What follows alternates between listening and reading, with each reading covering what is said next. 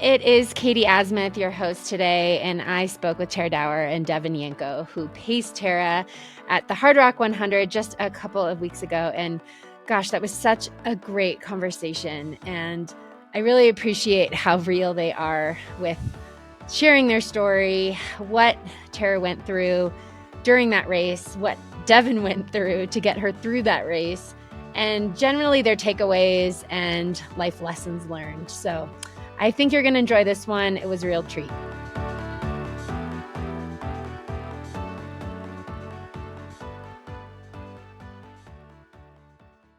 Welcome, everybody, to the Trail Network podcast. This is your host, Katie Asmuth. I am joined by the great Tara Dower and Devon Yanko. I'm so happy to have you guys today. Welcome to the podcast. Thanks for having me. Thanks for having me. You guys seem so excited to be here. Okay, so I wanted to bring you guys on. Clearly, hopefully, everybody knows that Tara had this epic hard rock experience because kind of like, went for it and then had a bad first half and then came out victorious as a top 5 contender and came home with that hard rock buckle. And it was really fun to watch. Definitely the puke and rally story, but I want to get into this a little bit further. So first, let's talk about Tara. How are you feeling a couple weeks after Hard Rock? Yeah, I feel great. I feel awesome, which I'm really surprised about. I was really nervous about recovery after the Appalachian Trail, but honestly, like the first couple days, obviously there's like some exhaustion and you're just eating everything in sight. But then after that, like I even drove 32 hours home, like 2 days after the race, and like not all in one push, but like in a 3-day span. But even then, like I felt fine. I was like, what the heck? I mean, I'm so happy, but yeah, I feel good. Okay, Tara, you just said Appalachian Trail. Like, you're like just jumping to the Appalachian Trail? Like, wait, what's going on in your mind right now? Because you just dropped that instead of Hard Rock. So I'm curious. Did you catch that, Devon? Yes. Yes. Okay. Yeah. So yes. It was like a couple hours after, and then I drove after the Appalachian Trail, and then I drove home. So you just finished Hard Rock, and your mind is like clearly on to the next adventure. Yeah. And I want to get into that, but I really want to hear kind of the nitty gritty of Hard Rock. So you're feeling all right. You're like already planning your next big FKT, which is really rad. Let's start from the beginning of Hard Rock. What was your initial kind of story with the race, or have you been trying to qualify for a long time? Is this something that's been kind of a gold standard of like your dream to get to Hard Rock, or was it just kind of luck of the draw that you got in with the lottery? Yeah. So I remember when I was getting started in ultras, I was working at REI at the time in San Diego. I was just like a baby ultra runner at that point in 2021. And I watched Sabrina Stanley win Hard Rock that year. And I was incredibly inspired. And I looked into the race a whole bunch and like looked at like, where it's run and like looked up some pictures and looked up stories from Hard Rock and was like, this is the race. This is my goal race. This is the like top creme de la creme race. I would love to do this one day. I didn't know when that would be, but my intentions were to do it one day if I was chosen. And so I started putting in for the lottery as soon as I got my qualifier. And this was my second year putting in, and I was one of Dale's picks, which was extremely honoring. And I was, there was a slight level of imposter syndrome for sure. Because I know people that have been putting in for, some people 10, 15 years. I think you crewed. I crewed my buddy Vishal. Yeah, my buddy Vishal, I crewed him. He had put in for 14 years. 14 years. Yeah. So I felt like a level of imposter syndrome, but like I saw this as a huge opportunity. I wanted to make the most of it, and I wanted to like fully experience the San Juans and fully experience Hard Rock. I forget the other questions, but yeah, so I was a Dale pick for 2024 and was extremely honored. Awesome. Okay, so now let's go to Devon, because Devon paced you. I'm curious about that interaction. When, Devon, did you find out that you were going to pace Tara, and how did you feel when she asked you? Well, she slid into my DMs, as people not my age say, I guess. And I think you live sort of close. Have you heard of this race called Hardrock? yeah, you live in the same state. Would you want to pace me? I hear you like to run. You run? I think you might run. I think you I do. think you might run. I think I might need company. But I was only supposed to, originally, when we talked about it, I was in for 10 miles because I was going to be running Vermont 100 the following weekend. And so I was like, 10 miles, like 5 hours in Hardrock time. Like, Right. I was like, I can probably You're do going to that. run like the finish, like the last 10 from Cunningham home. It was the plan. Okay. Yeah, okay. Something else. And then when I made the decision to not do what I was planning on doing, I was like casually like, oh, if you need a little more help, I could do some more miles. And it was like, how do you feel about 35 miles? Oh no, I think the way Tara put it was 29 miles plus a run back to the car. And I was like, got it. Sure, I can. So, I almost can complete the, I'm a 90% Hardrock finisher at this point for all the pacing that I've done. So like I have almost run the entire course as a pacer. Okay, so she asked you this, you say yes, or was it like the day before? When did you find out that you were going to have to do like a massive chunk of this course? It was probably like 3 or 4 weeks before. So it wasn't like I'm already here, kind of like, how do you feel about running 5 times longer tomorrow or something? It was like I had time in the lead up to try to wrap my head around that. And so I just need to know, hour-wise, how many hours, Devon, did you spend on the Hardrock course the last couple of weeks ago? I think it was around 12 hours. Okay. That's not so bad. It could be worse. I mean, I paced my husband for like 17. Oh, yeah. In the past. So, or maybe like, I don't know, it might have been like 20. So I didn't realize, Devon, let's get into that. Cause you have a storied past with Hardrock. I didn't know that you had paced your husband before. How else had you been involved with the race?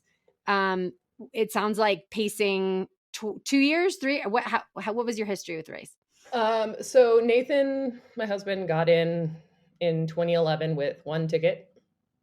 First try. Oh my God, you guys are so lucky. You need to hang out, the two of you. Okay. I don't know about luck. It was 2011. Let's just reiterate, it was 2011. Okay. You can look at the ultra running statistics back then of like the amount of people putting in the lottery. But still, yes, very lucky. I paced him basically for 50 miles. I basically was his only pacer, except for when he laid down for a nap. Him and Matt Hart had a sleep off at one of the aid stations. And I was like, I need a break. And so I took the only section that I haven't done is Grant Swamp Pass, because we had a friend like jump into for 5 miles in like 4 hours or something. Okay. So it was counterclockwise that year. Yeah. So I drove around and then had to run down a fire road and pick him up for the final section. So that cured me of my desire to put in any time in the future. I almost fell off a cliff and almost died in a snowfield. So I was like, oh, wow, this is like not my jam right now, like 2011, a long time ago. And then, so I did coverage for I Run Far 2 years ago. And then last year I paced Annie Hughes. So, oh, sweet. Yeah. I basically have pieced it all together. Yeah. Okay. You're basically a hard rocker. Let's be real. I just wear my husband's buckle around like I own it. I deserve this. Yeah. All right. Okay. So Tara, it's the beginning of the race. Let's say you're like, actually, let's go to the day before the race. Where's your mindset? Are you going for the win? Are you going to survive? What's your headspace at the week of the race? Yeah, I was getting a lot of opinions from a lot of people for the entire week leading up to the race. Just so many opinions. And it was starting to overwhelm me. And I just got to a point people were talking about, how I was going to perform or about the course and, if it's hard or if it's not, how to eat, how to, survive the altitude, how to get up handies, like all of these things. And it was just like, there's a point where I was like, well, I'm just going to go out there and see what happens. I'm going to go out there and give it what I can give it my best. That's all I can ask for and see what happens. So I didn't really know what to expect. I had a plan. I had some time goals.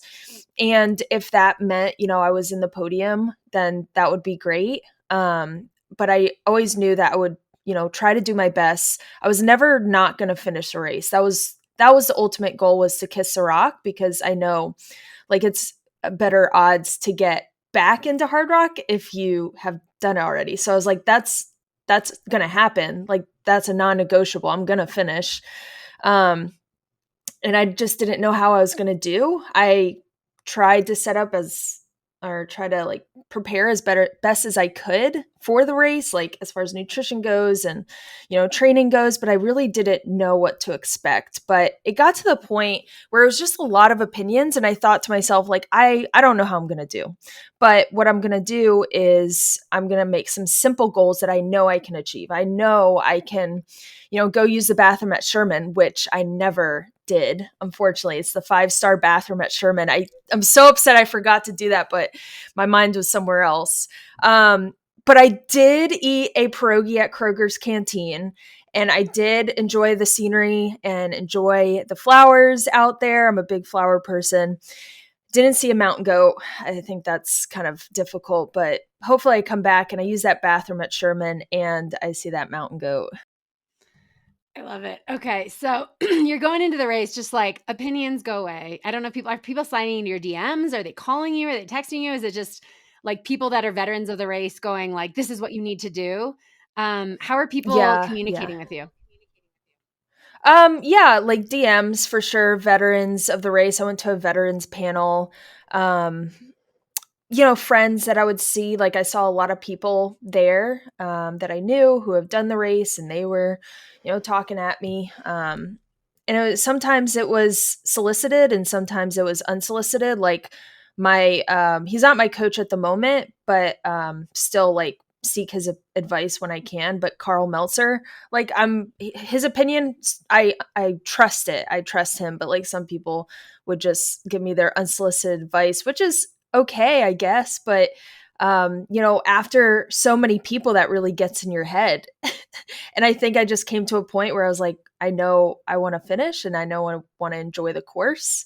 So I'm going to do that. Yeah, that's interesting how this sport grows and everybody feels like they have something to say about it. Devon, do you have anything to say about unsolicited advice? Like, just curious if that's something. It's my absolute favorite thing. I love it so much. Like, I just wish I could get more of it all the time, especially about my health. And mid-race is also my favorite. Yeah. Right. Just try this. Yeah. Why are you running that fast? You're gonna die. Oh yeah, I love that. Okay, so I see you. We're going to cut to the start of the race. So I'm at Grant Swap Pass. This for me, just so you know, I am a newbie for Hardrock. I kind of came in I was feeling a little bit of imposter syndrome just being there because I had never been to the San Juans ever. And just like crewing somebody without having the knowledge of the course. And I'm like listening to all the podcasts and like really studying, like I can't mess this up. It was really exciting to get to the top of Grant Swamp Pass because I knew how important that part of the race was. And just, it's so beautiful up there. But holy God, it's steep. And you get to the top and then it's just like a cliff and it just drops. Like you're at the top and you can't see the bottom. It's just this like scree. I mean, I was at the top, my heart's racing going, oh, people go over that? Like they just go over that. So it was really scary from a runner's perspective going like, wow. I mean, the amount of awe and I just have so much respect for the people that run Hardrock, knowing that they just kind of throw themselves over cliffs and hope they land. And anyway, so I saw you at the top of Grant Swap Pass. At that point, Tara, you weren't feeling great. I mean, you were kind of a little kind of almost disassociated from your body at that point. Like you're kind of out of it. And I don't know, was that an altitude thing? Was that because you pushed yourself a little harder than you expected during that section? What do you think was going on? And this is early on. This is like what, 13 miles in? Well, like I've realized I don't know how to pace myself at altitude. So I really, at the beginning, I told myself, you got to just chill out. And then once you chill out, bring it back 5%. Like from there, you just got to chill out a lot. And I thought I was chilling. I thought I was doing good, like keeping it calm and cool. I was listening to Jimmy Buffett and listening to podcasts that notoriously gets me like, chiller. And I guess it was just like a little more intense. And I started climbing up Grant Swamp, and maybe I could have done more climbing as well in my training, but it felt pretty difficult. And the altitude, I was definitely feeling the altitude, but I was really stoked too. Like, I mean, I was excited to be up there. I was so happy. There's so many people. It was so exciting. But yeah, I was definitely feeling a little bit of the altitude effects. I would call it the altitude. Had you done any altitude training before going to Hardrock? Well, I did stay up in Silverton and like train up high for, I don't know, like off and on, because I went to Western and I helped my friend Kyle on his FKT of the Colorado Trail. And I like off and on was at my altitude. I'm from like Virginia Beach, which is like nothing. So for me, it's like above 8,000 is pretty good. And I was up about 8,000 off and on for about 5 weeks prior. So, and I felt great too. I didn't feel great, but I was feeling better as I approached the race. Okay. All right. So let's continue on. You throw yourself over Grant Swamp Pass. Yeah. Just like giving yourself to the universe. The Hardrock gods take me. So you somehow make it through that descent and you're hit Chapman Gulch. Anything you want to tell me about Chapman? Yeah. First time I threw up 18 miles in, I ate some food and just all of it came right back out. And I was like, all right, this is how this is going to go. I know this is going to last for a while. So this is just the cards I've been given and we're just going to work with it. Okay. So is this something that you have dealt with in the past when you race? Is like, do you have stomach issues often? Is this something that you weren't like taken that like aback by because you were like, oh yeah, I know how to handle this? Or was this like, oh God, this must be altitude. I don't know what to do in this circumstance. Oh yeah, I throw up at least once during every race. That's a given. But some races are worse. Like when I first met Devon, we were at Umstead, and she was killing it, and thought I was killing it, and then the halfway point came, and I just started throwing up a lot. Food wasn't staying down, so that's just another example. Some races are better than others. I don't know. I think it was the altitude with this, and I think I ate way too much. Me and Devon did a little like, as we were actually running in the race, we were talking about what we could do better or what I could do better in the future. Don't eat too much. Yeah, my mid-race nutrition masterclass. But it was solicited. She wanted this advice during this time. So that's nice. She made a comment like, I wonder what I could do better in the future. And I was like, do you want my opinion? I was like, I have some ideas, but I'm like, I'm not going to force my opinion on people. And like, that's the thing. Like, I feel like going back to the unsolicited thing, if you ask, you're open to it. But if you don't ask and somebody tells it to you, it doesn't matter if they're right. You're going to be like, you can shut the heck up, basically. Okay. So now we need to know, the listeners need to know, what is Devon Yanko's advice for running at altitude at Hardrock? Well, the amount of fuel you take in. There were a couple things I think specific to her experience. And like my first question, and I tried to say this in the most loving way possible. I was like, while you've been here at altitude, has there been a time in which you consumed like 500 to 1,000 calories at once and then started running as hard as you could? Did you do that in training? And she's like, no. And I was like, well, did you do that in the first half of this race? Are you thinking, Tara, that this is almost like a through hike in your mind? Like, I need to just take in the calories when I can. And if they're sitting, then I'm just going to take as much as I can in at this moment. And then it's going to be less weight in my pack. I mean, is this like what's going through your head, or were you like 1,000 calories and then taking off to run? That's probably unusual, right? But maybe it's worked for you with through hiking, and it's, I mean, let's be real. Hardrock is kind of like a really fast through hike. Well, no, I'm not, no. I don't know why I put so much food at the aid stations. I don't know why I told my crew I needed so much food at the aid stations. But I also, in the beginning, before I even saw you, I was eating a lot of gels trying to keep up with my nutrition.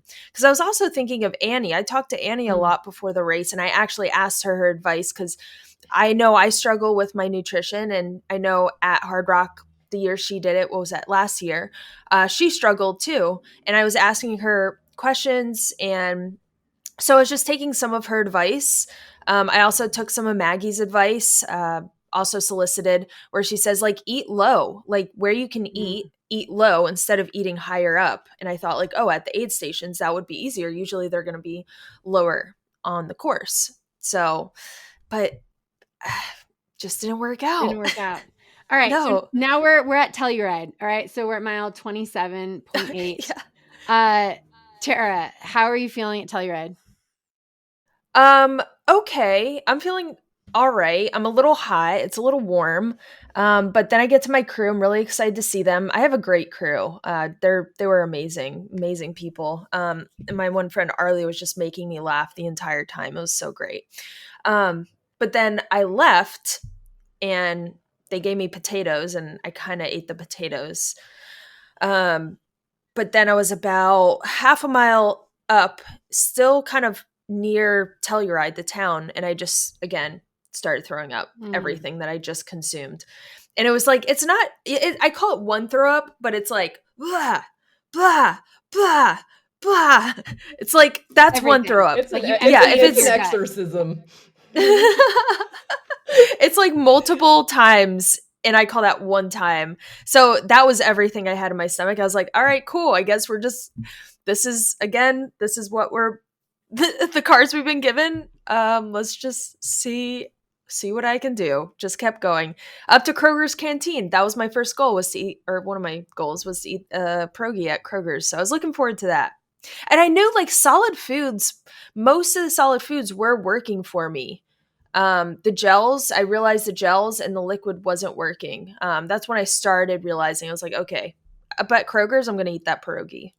That's super interesting. My buddy Vishal also had a bunch of, puke and rally, and he couldn't keep down it was the liquid and the gels. And we were kind of pushing that because that's usually what sits better than solid food. But yeah, it was the solid food that was sitting better. So that's interesting. Devon, have you experienced that before, pacing other people, that it feels like solid food works better? Yeah, I mean, that ultimately, I feel like at a race like Hardrock, and I will say, this year was so much hotter than previous years. I think there's something about eating solid food that actually, mentally, you slow down. So you're like, I'm gonna not choke on this potato, you might take it slightly easier, or what we started doing, which was I'd be like, time to eat one piece of cantaloupe, and it would Tara would stop and eat it and then be like, okay, and we would go. So I do think that 2 calories. Yeah, 2. I mean, I'm all about the idea of calories versus the reality of calories. The brain thinks you're eating calories. Perfect. Yeah. I mean, I think at a race like Hardrock, you're really trying to go through the eye of a needle with that, because too much, you puke and then you can't recover, and then you get depleted, and too little, you get depleted, and then you're just death marching. And so it's trying to find what can stay in. And I feel like that's why Hardrock is so unique, is that you can look across the board at what people do, and it's they'll do look at Courtney. She was did the same thing 3 years in a row. And one of those years, the third year, she's violently ill. And you're like, okay, so right. That's just what the nature of that course, and trying to figure that out. And I think having a lot of options is good, but almost having a hybrid plan, like not trying to eat too much at once, but like a slow drip of solid food in that environment seems to work better for a percentage of an unscientific percentage of time. All right. So Tara, I have a question for you because I think this is going to resonate with a lot of people. The mindset after puking up everything that you've just put in your body, right? I've been in this situation, which, and I'm sure many people listening have been in this situation where you just took a lot of time to take everything in and you're feeling kind of better, right? And you're like, all right, I was able to let that settle. And then you took off a couple miles after Telluride and you threw it all out again. And so now then you start to spiral like, okay, I'm only, 30 miles into this course. Do you spiral? Do you get to like, well, guess this is the cards I've been dealt? Because that sounds amazing. I feel like in the moment, that's got to feel kind of disheartening and discouraging. Like, God, this is really frustrating that I can't keep anything down. Or are you just able to kind of stay light and above it and just like one step in front of the other? What's your mind at Telluride or like, mile 30-ish? Yeah. I've been through a lot of these puke and rally situations to where I know like I can come back from it and it's not like the end of the race. And sometimes it motivates me a lot when it's like really, really hard, when it's I'm having a really difficult time. Sometimes it's like, yeah, I'm going through it and I'm still moving, I'm still working. So sometimes that motivates me. It is definitely disheartening. Like it's twofold. Like, okay, yeah, this is super cool. But it's also like disheartening because it did take time and those are really crucial calories. And I'll talk about this later when we're on Handies, but there was a point where I remember telling Devon, I remember thinking like, okay, this is maybe unsafe. That's when I really started spiraling because I could feel my organs at that point. I could feel them inside my body. I was like, this is weird. This is a weird feeling. I've never felt my kidneys before in my body. And that's, I did spiral at that one time, but I know that like usually I'm fine and I tend to do better if I just brush it off and just like forget about it and move on. Usually it's fine. Usually it's not that much of an issue. It is an issue because you're depleted and you're tired. And I understand that is going to be a result of all this throwing up, but all you can do is move forward. Yep. All right. So you are alone still. You don't have a pacer yet. So you're just kind of moving forward, trying to stay positive, trying to be above it and not be so disheartened. You get to Ouray, mile 43.9. Yeah. All right. Let's talk about Ouray. What went down at the Ouray aid station? Yeah. Again, eating food and then threw it all up in the trash can in front of everyone at the aid station a lot, many times. And there's a funny picture of me throwing up in a goo bin or a goo trash can. Yeah, it's like, that's a great promotional photo for someone who's not goo. You've got some great promotional videos and photos for people. Yeah. Oh man. Okay, Devon, are you there? Yeah. And so I threw. Okay. Good. No, I mean, I basically was back at the house most of the day, which I was watching on the live stream. So I was watching everything. I was trying to rest because I knew I'd be out all night, which I did not rest. I stressed out about how to keep a throwing up person safe for 30 plus miles. This episode is brought to you by Osprey. I see Osprey everywhere, as I'm sure you do too. Whether it's luggage, kids carriers, or running packs, Osprey is the one-stop shop for adventure. My current favorite for backpacking is the Ouray LT50 for lighter weight, multi-day overnight trips where comfort and ventilation are critical. It has an anti-gravity suspension that delivers a weight-defying fit that seamlessly envelopes your back and hips. Talk about comfort. The pack also has easy-to-use side pockets, trekking pole attachment, and integrated rain cover. And it's made with recycled materials. Head over to osprey.com and click on their tool Pack Finder to find the perfect pack for you.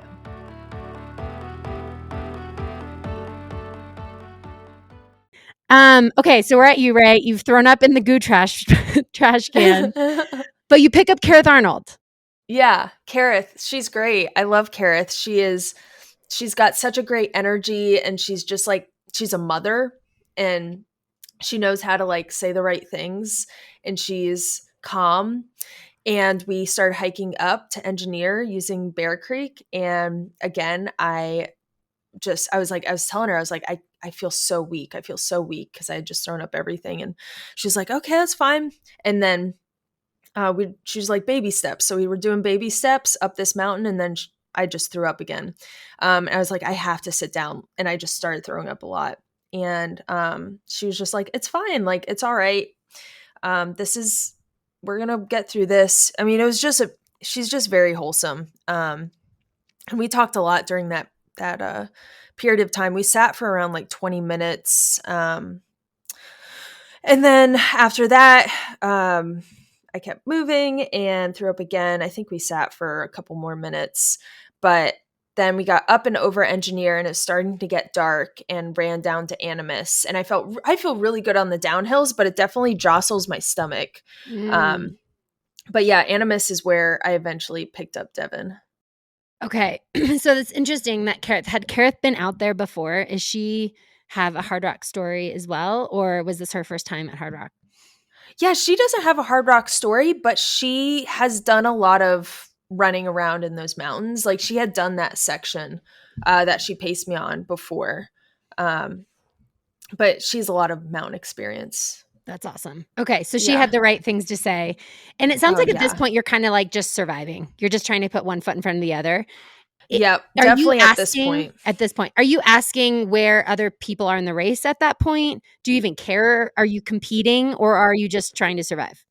No, at this point, I realized, I was like, this is not going to be the race I wanted, but I still had in the back of my head, I was like, I'm going to finish. And I was like, I don't care who passes me. There was a lot of men passing me at this point, and I knew Claire was hot on my heels. But I was like, that's not going to make me move any better. That's not going to make the throw up be better if I like just know that people are hot on my heels. And if they pass me, if I had like a bad reaction to that, like, that's not going to fix anything. So just like enjoy what you can, I guess. Enjoy the race. And even though I'm throwing up, like, I still wanted to like experience the course, which I think I was able to do amongst all the throwing up. What a champion. Okay. So you're running your own race, and you're like, this is what the day has given me, but we're just going to try and enjoy it. You get to Animus, you say bye to Kareth, and you pick up Devon. And at this point, Devon is planning on running you home at this point? No, she was going to do 30 to Maggie's, and then I was going to pick up JP for the last 15 or 14 miles. Yep. Okay. Awesome. Yeah. So let's talk about this section from Animus to Maggie's. Devon, let's go to you. Tell me what was going on in your mind. I know that you said you were just kind of getting nervous about how am I going to keep this woman alive for the next 30 miles. Tell us what's going on in your head. Well, I mean, I had been, obviously the crew had picked me up, and I was listening to things that they were saying and what was going on with Tara, and I had thoughts about possible solutions, but it's one of those things where, like, if I am asked my opinion, like if Tara says, Devon, what do you think I should do? Then I will tell her what I think she should do. And at that aid station, I just kind of, her crew is like, no, we got this. We're going to do what we're going to do. I did strongly advise them. They knew that 2 women were right behind Tara. And like, I strongly advised to not share that information, because exactly what she just said, I was worried that it would cause a reaction. And they did tell her in the aid station. So I'm like standing there kind of downloading from Kareth, and all of a sudden Tara like jumps up and like sprints out of the aid station. And I'm like, coat off, like, bye. Like, we just take off running down the fire road. And I was like, are we okay? Are we okay? What's going on? Why the urgency? And, you know, we kind of hammered down that section. And then we were going to go up Handies. So like at that aid station, based on, you know, what I had been observing on the live track, like the live feed, and like from the crew, like I very much was in the position of saying to the crew, like, look, I'm concerned about her safety and I need to be comfortable because you guys aren't going, no, we didn't have any crew on the backside, right? So I was like, I have to safely shepherd someone who is very depleted, like through the hardest part of the course. Yeah. You're the first responder here. And you're like, I think I should have a say. Yeah, and I'm like, yeah. Okay, it's gonna be fine. And I, obviously I trust myself, and like, it's, I signed up to pace at whatever speed, and like, I don't have expectations of my runner. I was just like mostly concerned about like I do think we kind of got close to like my biggest fear, which was like how bad it got going over Handies, and like how concerned I was for her well-being. Like, I mean, I basically got to the point when we were going up over Handies where I was like, we're not talking about the finish line, like, because she kept repeating, I'm going to finish this race. And I'm like, cool, we're going to not die first. We're going to get to Burros. We're just going to get to Burros. It's the first step. Just going to get there. And then I will help make this better in any way that I can. But like, the first things first, like, that is what we need to do. Okay. And Tara, it sounds like you have this deep competitive nature to you, where when you are the most depleted you've maybe ever been, sitting at an aid station at mile 57, and you're told that two people are right behind you, competitors right behind you, you like get up and dash out of there. So there's like this innate fire that like is maybe irrational or something, that's like, I need to be ahead of them.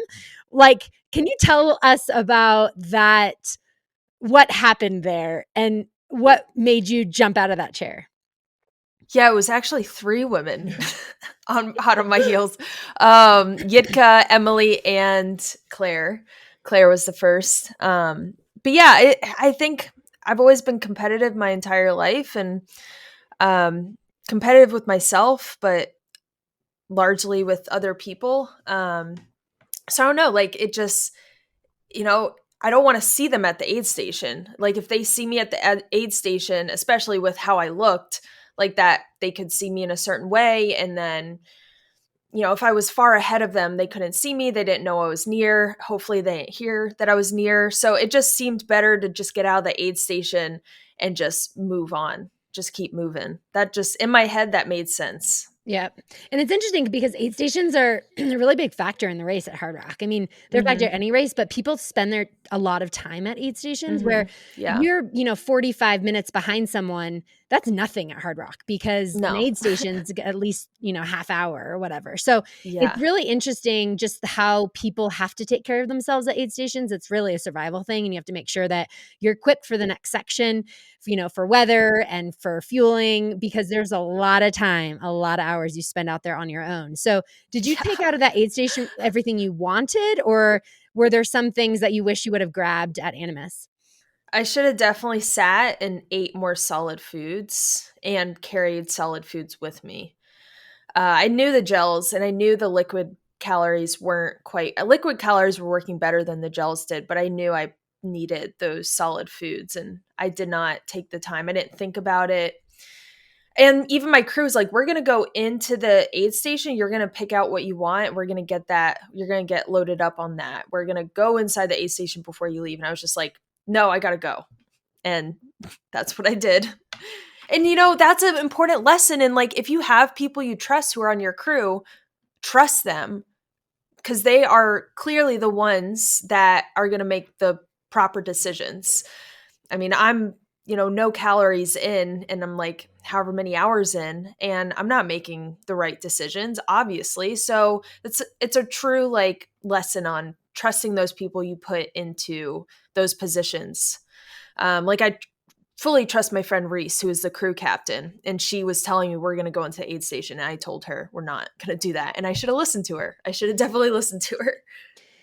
So you take off and you're about to hit the highest part of the course, Handies Peak at over 14,000 feet. Devon's with you. You are depleted, but you probably have this little surge of energy coming. You're probably going, was that the right decision? I don't know if you're like starting to doubt yourself with those decisions there. At that point, are you feeling the pressure of the other women and just like actually moving up Handies, or are you still unable to hold anything in your stomach? Like what was the Handies journey like? Yeah, I think I don't even know, Devon. What do you say? It was like a mile into the climb and I started throwing up. Not even a mile, but Wow. that was like the first time. And then, I think we sat for a little bit. It's all foggy to me. Devon might be better to ask this question, honestly. I know the last time I threw up because that one was memorable, but other than that, like I don't remember a lot from that. I don't remember what we were talking about. I think we had some deep conversations, but I remember bits and pieces of them in between the throw ups. Yeah. And there was a lot of silence because I was just like, I need to focus on just being like, okay, little steps, like, you're fine. Like, kind of keeping it, like, keeping things contained and really focused on, like, it'd be like she would say something about the future and I'd be like, okay, like, let's just make it over this little pump. Or like, I'd be like, okay, there were several times that she basically ended up like in the fetal position while throwing up out of the side of her mouth, like full body. Like it's like very horrifying to watch when you're like, I'm responsible. And at one point she was in the middle of the trail, and I think that's when Yitka and Emily came by, and so they had pacers, and there were like a handful of other pacers, and like they're literally like stepping over her on the trail, and I'm like, she's fine. they'll be like, She's "Do you totally need fine. anything?" She's about to pass you back. So like, Yeah, watch we're out. coming for you. I will say at that point, so there were a couple of guys around us, and like there's a guy named Lauren who I always remember because of his pink shirt. Like he was like, you know what I found helps is like vagus nerve breathing. So like deep inhale through the nose. So like she'd throw up and I'd be like, or like feel like she was going to, and I'd be like, okay, deep breath through your nose, like to kind of try to regulate her whole system better. And it made like small little like change. There was one time, I think when you were lying on the ground, when all those people went by, a very lovely pacer named Trevor pulled me aside and was like, do you have woofer training? And I was like, no, but I really wish I did. And if woofer training is wilderness first responder training, and I was like, I really wish you didn't say that. And basically what he said was like, just keep asking her name and like where she is. And like that, it's just kind of like ensuring that like we're not like getting into a super dangerous place. And so, yeah. I mean, the climb up Handies was like, I'm going up this like fully cognizant, like, dear God, I hope she has enough reserves to just stay on this trail, because like I can see how terrifying it is, and I'm like, I'm just like, let's just keep moving. And like my whole thing, like I'm just trying to push her as hard as I can because I know she's felt better on the downhills, that I'm like, we just need to get to the top and then get down as quickly and safely as possible. Because if we can get to Burros, we can fix this. We just can't fix it up here. And like, I mean, I think that section took us close to 5 hours probably. And like the whole time I felt like I was like white knuckling it, just like, I hope that I can keep her focused just on me, just on moving. And like, I mean, I think that she did a really great job, like not like occasionally be like, this is, like would have it like, I don't really like this, kind of feeling, but like, well, that's maybe when I was starting to feel my kidneys in my body. Yeah, exactly. And like that to me, I was like, AJW was very wrong. I mean, I think that's the quietest I've ever been as a pacer, because I was just so focused on, and like one of the things that we did try going up that climb that I think probably made the biggest difference was like, I started giving Tara like an electrolyte tab to suck on. So like I think that she was way behind on salt, which is like more of the like the organ feeling. And so I'd be like, Kenny, here's a tasty little salt treat.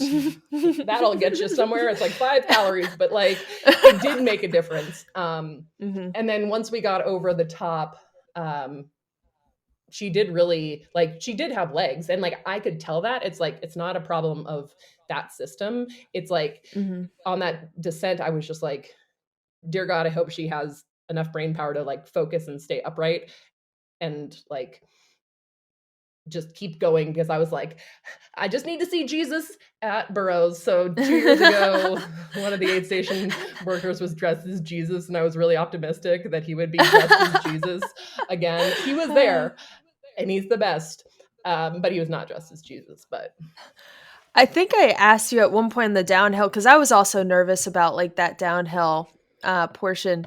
I asked you at one point if I could take a dirt nap. You're like, we're going to keep going and get to Burros. You're going to sleep there. I was like, that's a good idea. Hard no, you are not lying down, because I was like, I do not know if I will be able to get you back up. And so I just felt like we're going to spend all of our money, all of our energy getting to Burros. And then basically what I said going into that aid station was, we're going to eat, like you're going to eat a bunch, and then you're going to sleep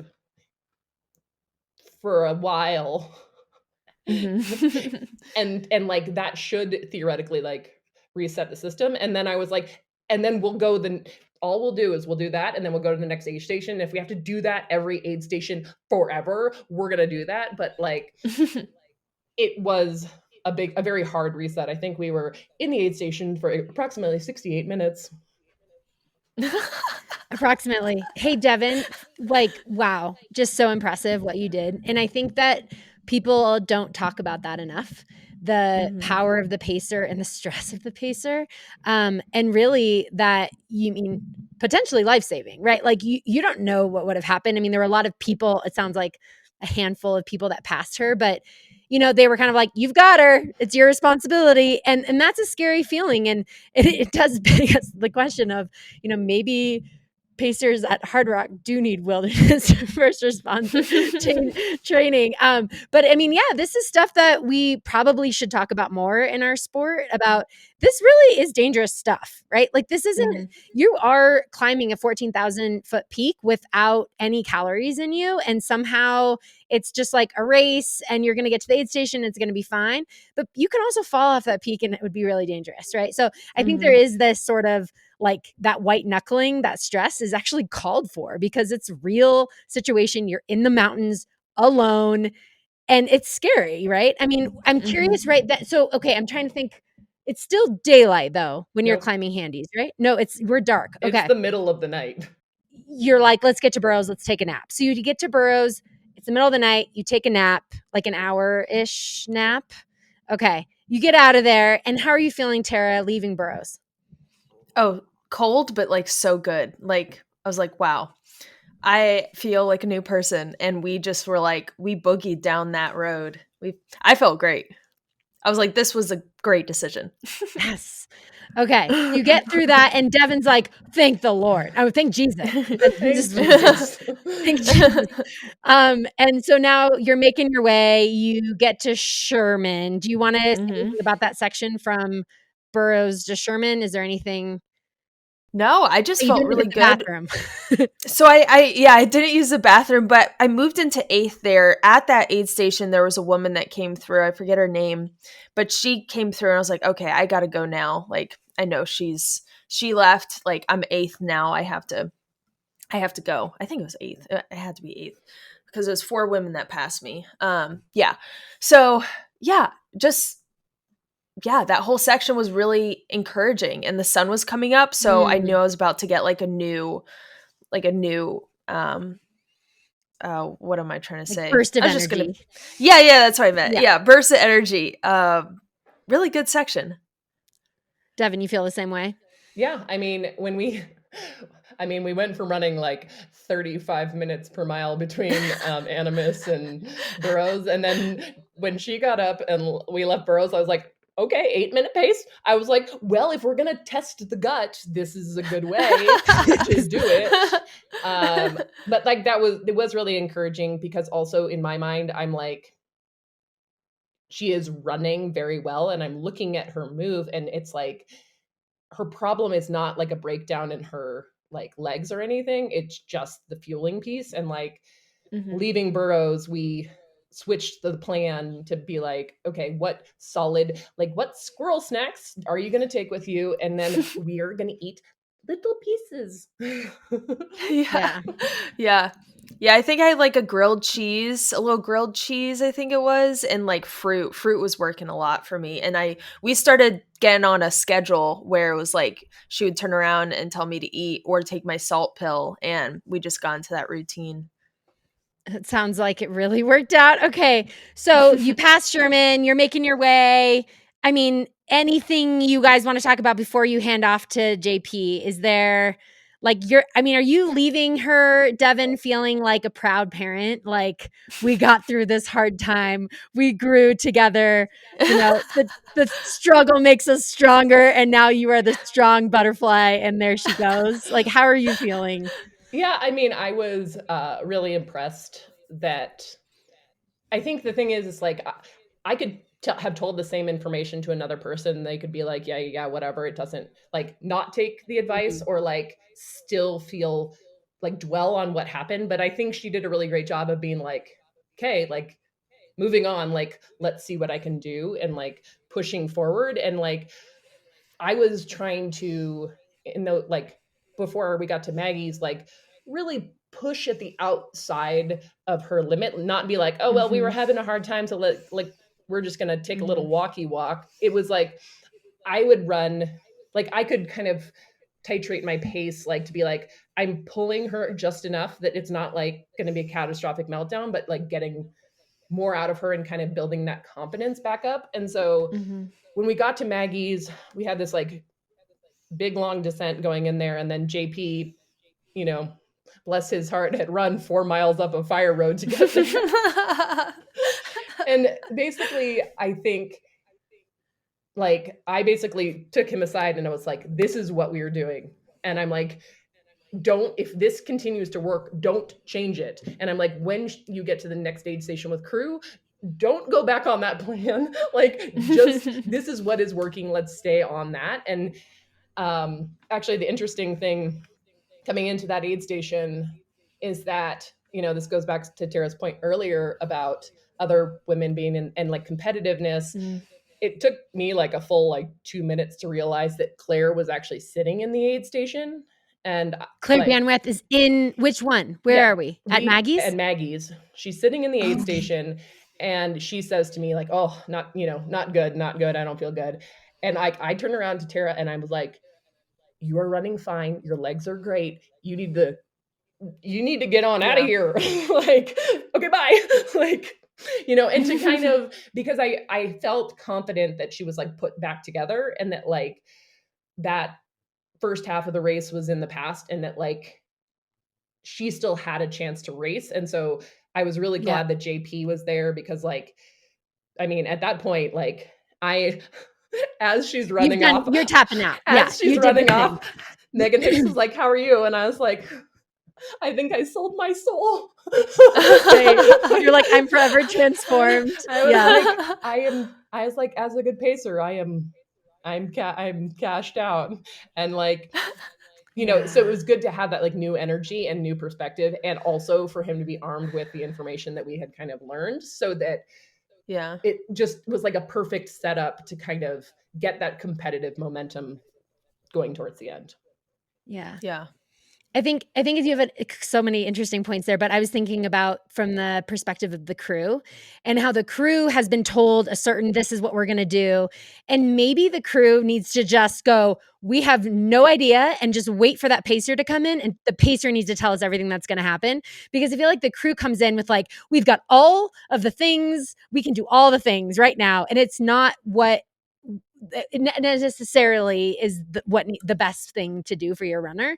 It really, you need to think about what just happened in that section, and the pacers need to be like dictating that aid station and handoff. And I don't know if that always happens.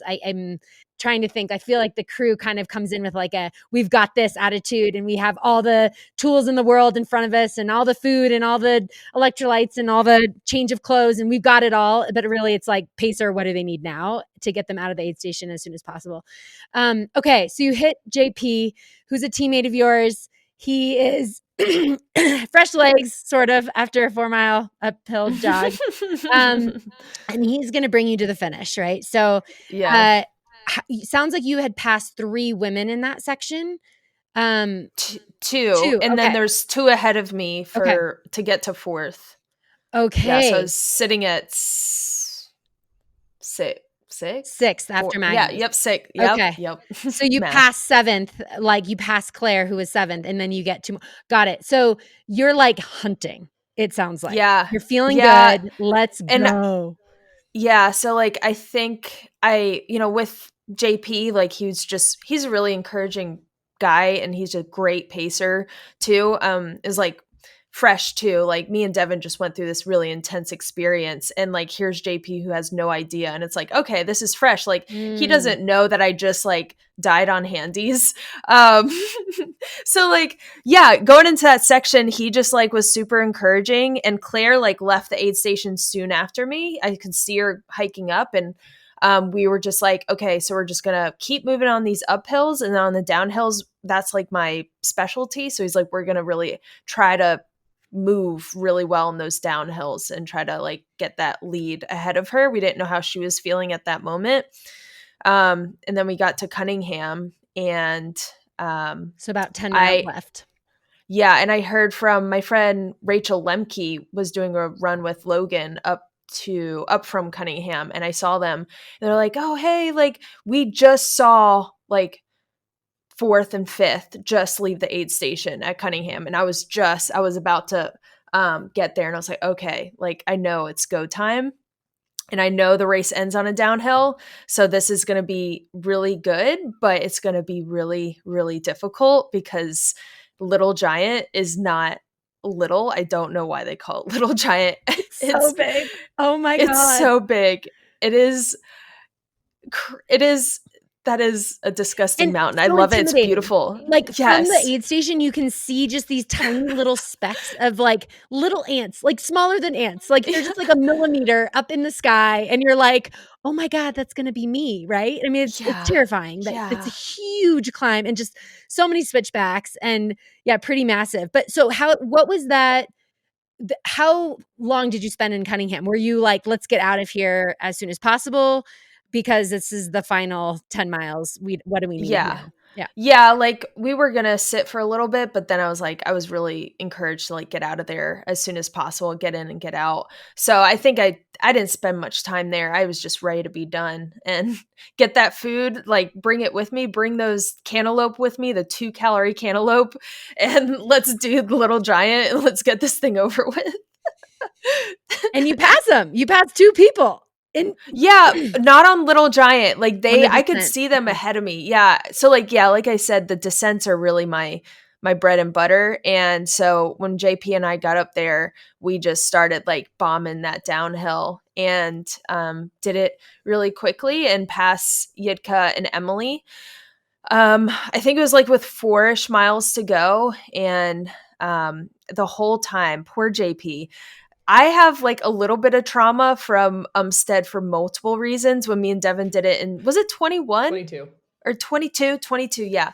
In 22, when I did it, because in the last 5 miles, I was passed by Lindsay Dwyer, I think her name was. And I was so bummed. So I have a little bit of trauma from like that. And so I never want to be passed at the end of the race. I try to give it like everything I've got because never want that to happen. And I kept asking when we passed Emily and Yitka, he saw Yitka hot on our trail. Like she was going slower when we passed her. And then she got really encouraged and she started sprinting down with us. So she was hot on our heels.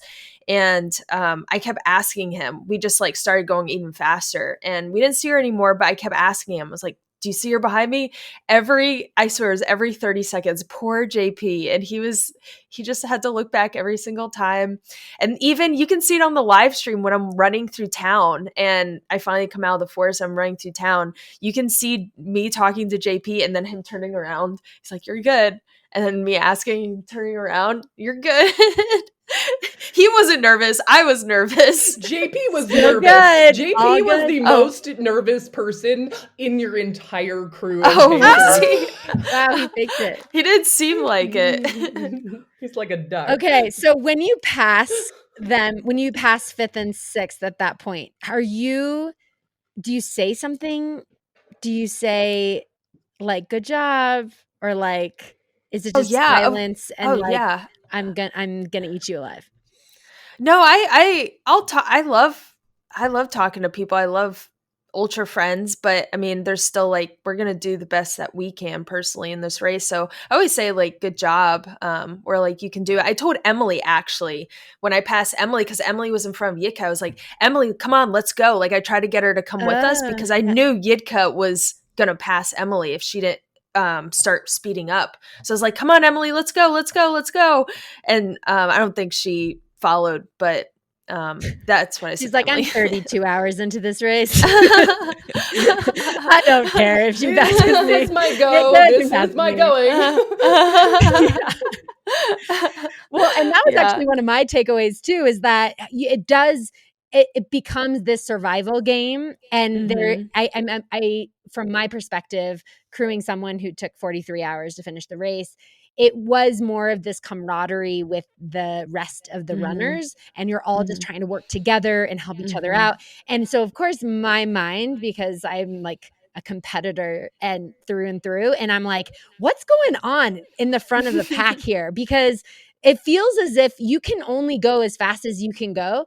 But this is really reassuring to me that like that last like 10 miles, you were like hunting, or I mean, even the last 20 miles, like you were really hunting at that point. And like, I'm going to get the most out of myself and feeling that competitive fire, which is always the way you want to finish.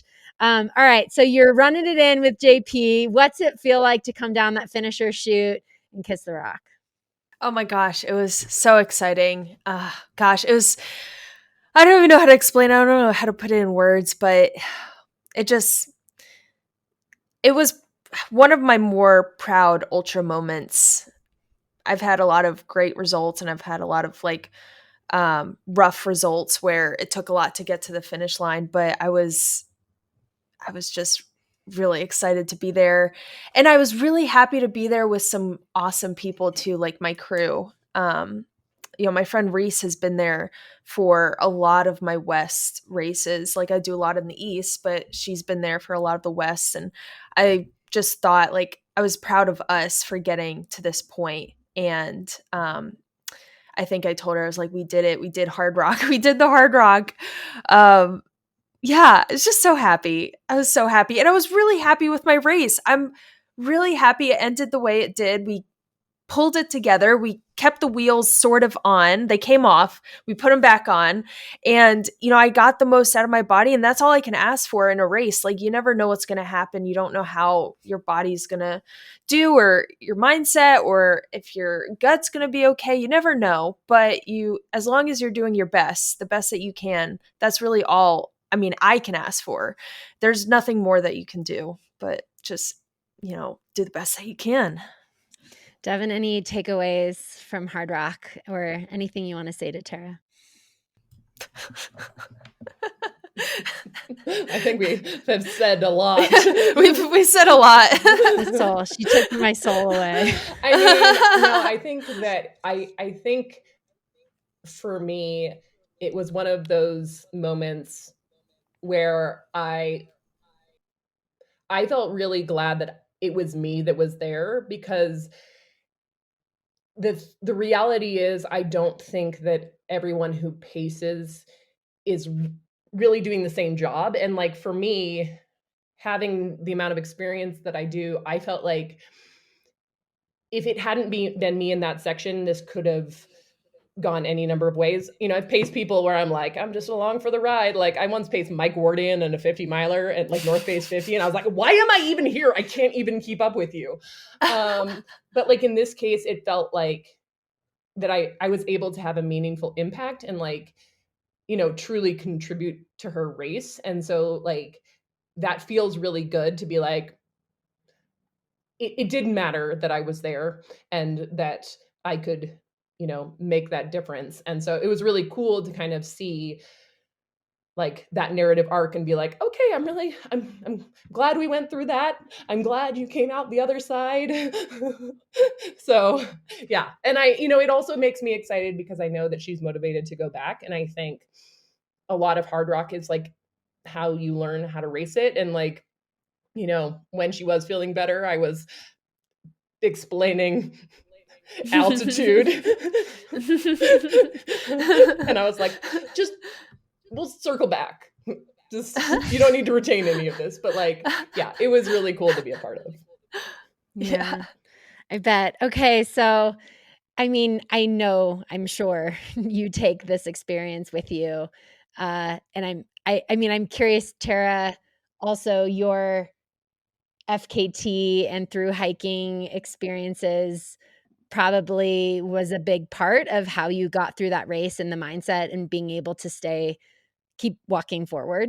And I'm curious, I'm sure Hardrock will now have, an impact on your next adventures. Can you tell us about what's next for you? Yeah. So I'm hoping to set the FKT on the Appalachian Trail. The overall FKT, I'm going to do an FKT attempt. The FKT currently is 41 days, 7 hours, and 38 minutes. And that's 2,200 miles down the East Coast in the Appalachian Mountain Range. And I'm raising money for Girls on the Run because one of my goals is to encourage more women to go for that tough goal, no matter if it's in life or in running. And I think Girls on the Run is a great organization that helps, not only get young girls into running, but also teaches them social, physical, emotional skills that stay with them throughout their life. So I'm raising money for Girls on the Run during that time. That's what I'm doing. And definitely Hardrock is going to, I thought it was going to like impede my performance after, like recovery was going to be difficult. Obviously I feel like much better than I thought I would, which is encouraging. But I think what will last is just like that, I mean, I'm very headstrong and stubborn already, but I think just knowing like those hard times come, but also like just solidifying the fact that like the hard times come, but then you get a second wind and it turns out to be a really good result. Just keep moving Keep moving. Yeah. It's okay. So super exciting. And what an incredible goal. Devon, I'm curious what's next for you. Well, I am a professional pacer in the way many people are professional ultra runners, which means I don't get paid for it. But I'm going to continue that. The only thing I have coming up is that I will be helping Jeff Browning with his Colorado Trail FKT. Also, not going to tell you when the date is because I don't even know at this point. He just asked me to help. So that should. I mean, I think that is such another. I mean, just like the crew, the pacing behind these huge efforts, no matter if it's, a 33-hour race or a 41-day adventure, it does take a team. And we all know that. I've definitely been on that side of it, Devon, this year, as you know, and it's been pretty life-giving. You see the sport from a different way, a different side. And it's hard at times because you're like, I want to be the person actually doing the thing. But it's also really, I don't know, fulfilling being able to be a part of somebody else's day or month, month plus. And yeah, I think that there's the pros and cons for sure, but it is pretty special how much one person has to rely on a bigger community to get this sort of these big audacious goals done. And you're obviously a huge part of that for so many people. So and quite the legend, as you know. Well, I have one last thing I wanted to mention before we go. Both of you have these creative outlets that I think, for me, I guess this podcast, but I'm work full time and have 2 little kids, and just life's really busy. But I think there's something that's missing for me, is this kind of creative like outlet for being able to express myself. And Devon, you've done an amazing job with your Substack. I mean, Tara, you also have Tara Treks on YouTube, and you have your website, and you have a lot of people following you, both of you. And I'm just curious if you guys could talk a little bit about that journey and taking people along on your life adventure, and the highs and the lows, and bringing in the village. Tara, why don't you go first? Yeah, so I started the YouTube channel before I did my Appalachian Trail thru hike, and I vlogged the entire thru hike. And since then, my subscribers have, seen me grow from like this little thru hiker to this little baby ultra runner, and then like now doing bigger races like Hardrock, and then eventually going for this huge record. And so it's really cool to share that experience with them, the ones that have been there since virtually the beginning. But then it's been fun to this last 2 years have been pretty ultra heavy on my channel, and it's been cool to have like other people come in who aren't from like the thru hiking scene and experience. I do a lot of vlogging these days because it's a little harder to do those like more research videos, especially in like this training season. So it's been cool to bring people along and just be honest about everything. I think there's a lot of honesty in our sport already, but it's fun to, continue that, and just, anything that's happening, injuries, or if a run doesn't feel great, if a run feels awesome, celebrating in the victories, and celebrating even those, maybe the races that didn't quite go as well.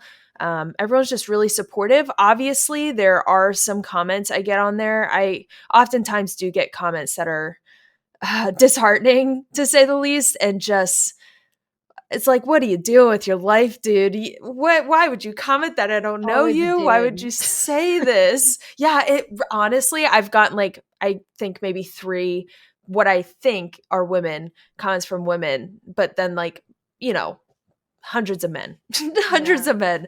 But yeah, so there are those, and those ones stick with me, unfortunately. But I am like, it always brings me back when I have those longtime subscribers just stick around, and they're just so excited to follow along with the journey. So I've really enjoyed it a lot. I love sharing my experiences on the trail. It's something that I really look forward to during races. Like, I vlog during races, and I look forward to posting those videos for the subscribers. Oh yeah, I got you some clips for, I hope those make it into the video. I was like, I'm not gonna film much, but I'm gonna make sure I get something. yeah. He's sitting in the dark being like, I'm trying. Yeah, that's a funny video. It was like a shot of the moon, and you just hear, guys, I'm trying. It's just this fate. This ghost of a woman. It's great content though, Tara. Great content. Very relatable. Yeah. I don't know how many people can say that's relatable. Slowly dying on Handies Peak. You have to be a hard rocker for that to be really relatable. Oh man. All right. So Devon, you have gotten into your Substack. You're doing a lot of writing, and you've shared your journey with autoimmune disorder for the last year plus now. And you've had, what a year already you've had. Taking that to kind of like global presence with your kind of following as well. And just curious of your kind of what your creative endeavors are taking you, and kind of your next steps. Yeah, I ran my first ultra 18 years ago. So Tara was in elementary school. And so it's been an interesting journey for me. And I've had a lot of recent conversations with, all the legends of the sport. I was just talking with Chrissy Mail. I spent a lot of time talking with Jeff Browning. I'm going to keep name dropping. I talked with Scott Jurek and Jenny Jurek. Like, I've had a lot of conversations with people whose ultra lives have spanned like like social media and like the various differing things. And it's like for somebody my age, like it's always like it's not native to me. Like when I started running, I had a really sick blog spot, and like that was all it took. And so I've always been a writer, and people can, say that I'm very vulnerable and authentic, and I believe that I am. I do talk about hard things. I don't shy away from that. Um, in the last couple of years, I've definitely had to look at my relationship with what I'm sharing. And like, as my audience changes, it's kind of remembering for me that like where I started in the sport, everybody knew me. And so when I was vulnerable, it went into a context of like, me.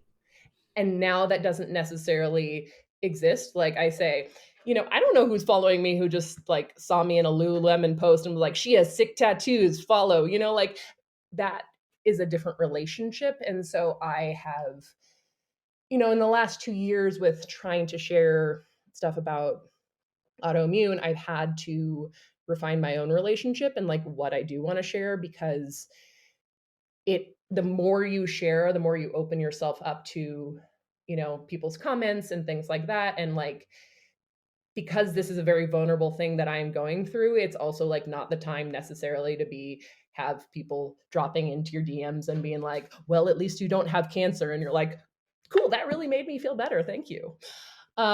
So I have I'm learning to make that adjustment from like my audience are my friends to like, this is a broader sport, and I want to tell my story, but like not necessarily like learning for myself that I don't necessarily owe anybody an explanation of what I'm doing, how I'm doing it, how I feel, and like kind of titrating that a little bit better to be like, this is what I'm comfortable sharing, and like, maybe sharing with a closer group of friends what I'm actually going through.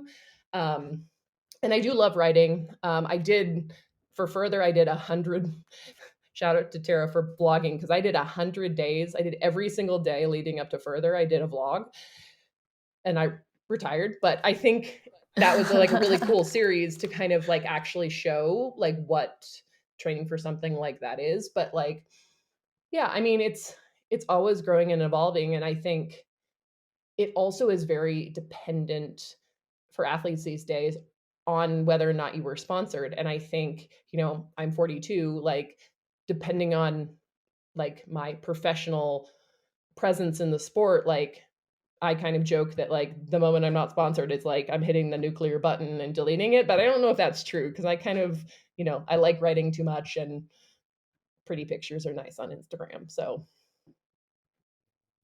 Yeah, it's a hard balance about how much you want to share with the world and how much you keep to yourself. Like we talked, I'm deleting this part, but the part where Tara's like, I'm not sure if I want to tell you when I'm starting this adventure, right? I mean, there is this sort of sacred space to be able to kind of hold yourself like this is me, and I'm going to keep this just like in my close circle. And you both are public figures in our sport, right? And it is an interesting conversation that we don't have that much, right? Like how you are public facing and getting all of this unsolicited advice. And there is this amazing community and village that surrounds us that really uplifts us for the most part. And then there's also the stuff that kind of can bring us down and the pressure that comes along. And, maybe that imposter syndrome feeling that you had talked about, Tara, or, feeling as if, what am I really doing here? And it is an interesting thing that we don't talk about too much. And I think it's super relatable to a lot of people. And thank you for sharing and being authentic. I will say you guys both are shining lights in our community, and you both are really real, which for me that's what it's all about, right? It's sharing the stories and creating community. And really, we have one life to live, and we might as well live it as full as we can with the people that we love most. And you sure have an incredible following, both of you. people that love you, people that support you, people that just are cheering for you. And just wanted to say thank you for sharing this hard rock story, for giving us a little piece of yourselves and maybe a little piece of your soul. And yeah, thanks for coming on to the podcast. Thanks for having us. Oh my gosh, this has been so much fun. Thank you.